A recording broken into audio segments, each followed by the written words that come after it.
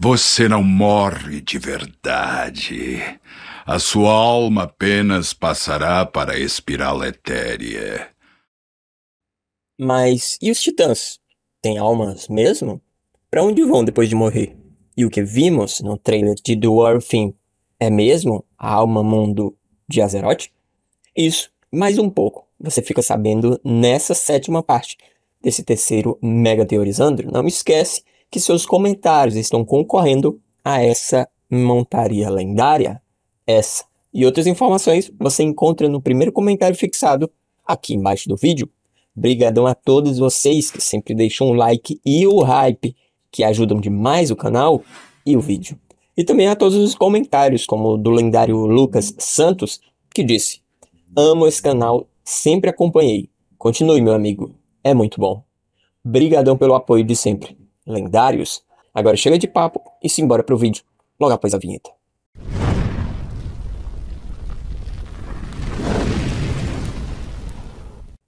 Vamos lá para a ordem.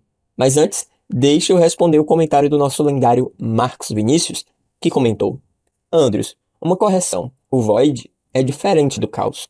O Caos é igual a Fel Magic e Legião. A tradução do jogo para PTBR do jogo está equivocada. Então, ao longo da história, e principalmente nessa saga da Alma Mundo, temos visto muitos personagens falarem do Void, como o Caos, como o Shalatar diz aqui. Isso! Alimentem-se! Alimentem-se do caos! Fartem-se da escuridão! Diante disso, fica cada vez mais claro que o Void é, de fato, como a tradução diz, o vazio. Logo, Void é o lugar onde estão as criaturas do caos mesmo. Já o Fel da Legião seria não o caos, como você disse, Marcos, mas na verdade seria o que a gente conhece como a vileza ou o poder vil, como o Gudam fala aqui. Não tema, Manoroth. O poder vil vai deixar você mais forte. Logo, Fel pode ser traduzido como vil, ou como foi falado no filme World of Warcraft, a vileza, mas para ficar igual ao jogo, vamos chamar de vil mesmo. Combinado? Resumindo, caos é igual ao poder das criaturas do Void. Void é o lugar onde ficam as criaturas do caos. E vil é o poder das criaturas da desordem, de Sargeras, dos Nanterezinhos, da Legião. E o lugar onde elas vivem, as criaturas do poder vil, é na espiral etérea. Certo? Aliás, um ponto interessantíssimo é que pelo fato de Illidan ter recebido o poder vil de Sargeras, ele recebeu também a, entre aspas, imortalidade da Legião. Ou seja, as almas vão para onde a energia dela veio. No caso de Illidan, ele iria para Shadowlands, como um mortal qualquer de Azeroth, mas, com o poder vil que ele recebeu de Sargeras, a sua alma vai para a espiral etérea, como os outros da Legião Ardente de Sargeras, e isso é confirmado bem aqui. Interessante. Como eu, você tem uma alma demoníaca imortal. Você não morre de verdade. A sua alma apenas passará para a espiral etérea.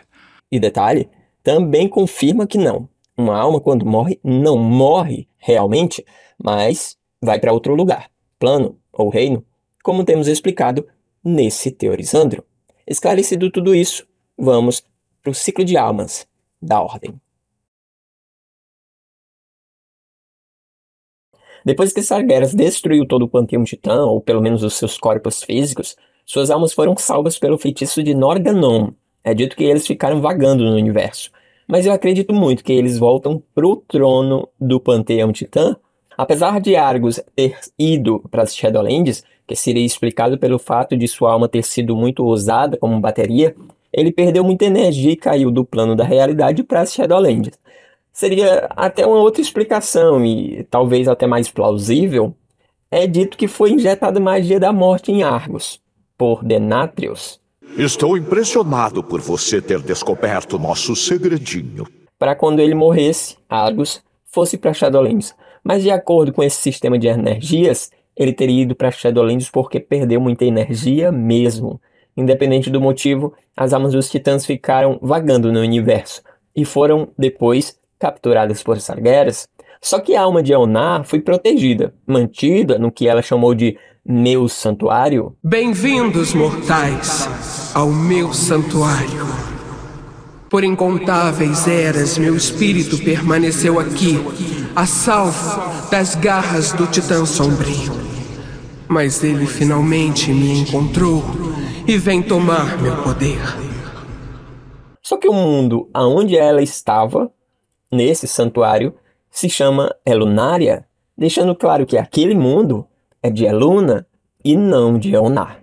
Chegamos à conclusão de que aquele mundo é parte dos reinos da vida, ou é o próprio reino da vida, e Elnar seria um dos deuses selvagens convertidas em titã desde que era uma das almas mundo. Será? O que é que vocês acham? Deixa aí nos comentários.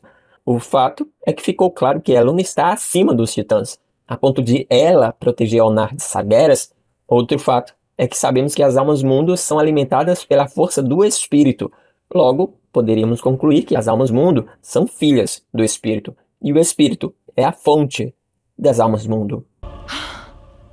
Diferente do que é afirmado pelos titãs no Chronicles 1, não. As almas mundo não são titãs, mas sim, elas podem se tornar titãs. E é exatamente por isso que a Amandui injeta energia da Ordem em Azeroth desde o princípio, e certamente fez o mesmo com os outros titãs do Panteão. Sabendo disso, será que tem um reino do espírito? Se sim, é para lá que as almas mundo iriam. Mas, oficialmente, o que sabemos é que ficam vagando pelo universo físico, já que foi lá que eles foram geradas e amadureceram até nascer. Outro detalhe é que as almas mundo têm um padrão. Eonar era assim, Argus era assim, e Karesh é assim. Então não, essa não é a forma de Azeroth, ou pelo menos eu não acredito nisso. Talvez no final dessa série eu entre nesse detalhe, mas isso já prova que Azeroth realmente não é como foi mostrado no trailer de The War Within. Se vocês querem mesmo a continuação dessa série, continuem deixando o like e o hype pra gente continuar.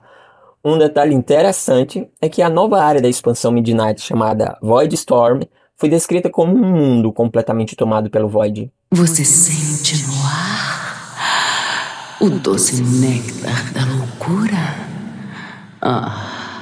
Esse lugar está a ponto de transbordar. Será que lá encontraremos mais uma alma mundo? E se sim, será que finalmente conheceremos um titã completamente corrompido pelo Void? Seria no mínimo interessante. Eu só não sei ainda como reagir, ou o que pensar se aquele for o mundo natal de Xalatar. O que ela pretende fazer ali? Salvar seu mundo, como Venari fez com Karesh no 11.2? Levou eras, mas eu cumpri meu juramento. Karesh voltou a viver. Ou será que aquele é só um dos mundos tomados pelo Void? Como Sargeras tomou incontáveis mundos e fez deles bases para o seu exército? Veremos. Agora vamos para Shadowlands. Andrew, mas já falamos tanto de Shadowlands. Ainda tem alguma coisa para saber? Eu vou usar o comentário do nosso lendário de Jeffrey para responder. Ele disse: faça mais imediatamente. Aqui ele fala dos vídeos, é claro, para continuarmos. E continuou o comentário dizendo: eu tenho opiniões polêmicas sobre Shadowlands. Não acho que seja uma expansão terrível. Trouxe muita lore sobre a cosmologia de WoW, expandiu todos os conteúdos sobre reinos, levou os conceitos de primogênitos e panteões mais a fundo, e isso é importantíssimo para o universo. E digo mais, a expansão só toma hate do jeito que toma por conta de Zovaal, um personagem que fez todos os jogadores se sentirem marionetes e deixou a comunidade muito puta. Ainda acho Kata a expansão mais chatinha. Se você, assim como o Jeffrey, quer mais, escreva continue nos comentários, porque sim, tem muito mais para revelar sobre as Shadowlands e o pós-vida e a continuação do ciclo de almas. Muito obrigado por assistir até aqui e até a próxima, lendários!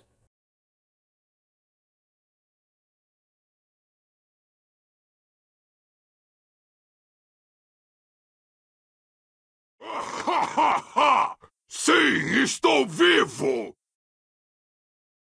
Eu pretendo viver para sempre.